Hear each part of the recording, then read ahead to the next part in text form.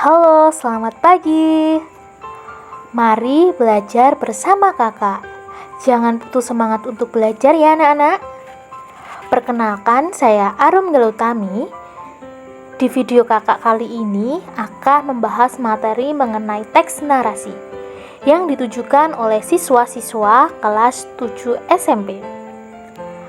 Anak-anak dapat belajar dan memahami materi teks narasi dari video kakak Arum. Semangat ya! Yuk, mari kita membahas materi. Di dalam materi teks narasi ini, kita akan membahas beberapa materi. Yang pertama ada definisi teks narasi. Yang kedua, struktur teks narasi. Yang ketiga, ragam teks narasi. Dan yang keempat, ciri kebahasaan teks narasi. Pertama, definisi teks narasi. Anak-anak dapat menyimak dan membaca apa itu definisi teks narasi. Teks narasi adalah tulisan berbentuk karangan yang menyajikan serangkaian peristiwa atau kejadian menurut urutan terjadinya atau kronologi kejadian dengan maksud memberikan makna kepada sebuah rentetan kejadian sehingga pembaca dapat memetik sebuah cerita itu.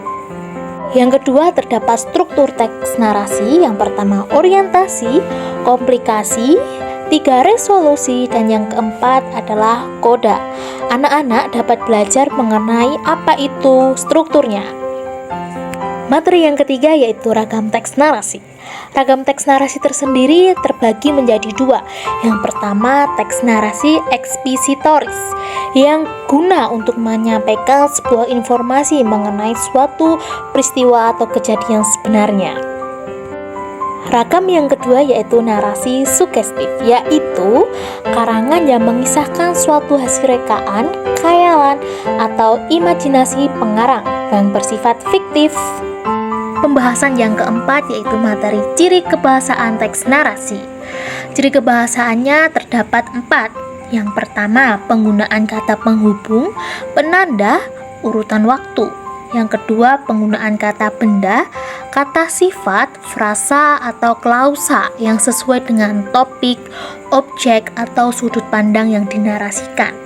Yang ketiga, mengandung kata kerja transitif atau intransitif sesuai kebutuhan. Dan yang terakhir, menggunakan metafora sebagai penambah citra rasa penyampaian sebuah cerita. Nah, pasti di antara anak-anak ini bingung, gimana sih contohnya teks narasi itu?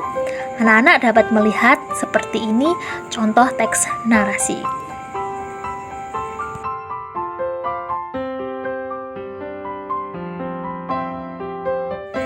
Media pembelajaran yang kedua ini pohon misterius yang sebagaimana digunakan untuk mengasah penglihatan anak-anak.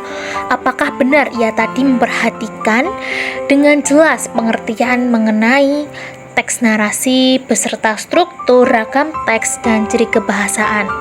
Di sini, di dalam pohon misterius ini terdapat angka 1-7 yang dimana di dalamnya terdapat beberapa pertanyaan mengenai teks narasi. Anak-anak dipilih satu untuk maju di depan kelas. Nanti anak-anak memilih angka yang ia sukai. Lalu setelah anak itu memilih angka yang ia sukai, ia dapat membuka nomor tersebut dan menjawab pertanyaan secara lisan. Tidak boleh bertanya kepada teman ataupun membuka buku. Hal ini digunakan untuk mengasah pengingatan seorang anak, sebagaimana ia belajar dengan sesungguhnya atau tidak. Guru mengajak siswa untuk maju ke depan, memanggil 1-7 siswa. Kemudian, setelah semua terjawab, guru memberikan sebuah penguatan mengenai materi teks narasi. Setelah itu, guru dapat memberikan penugasan untuk anak-anak mengerjakan teks narasi secara individu.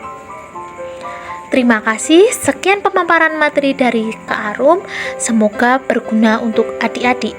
Semangat belajar!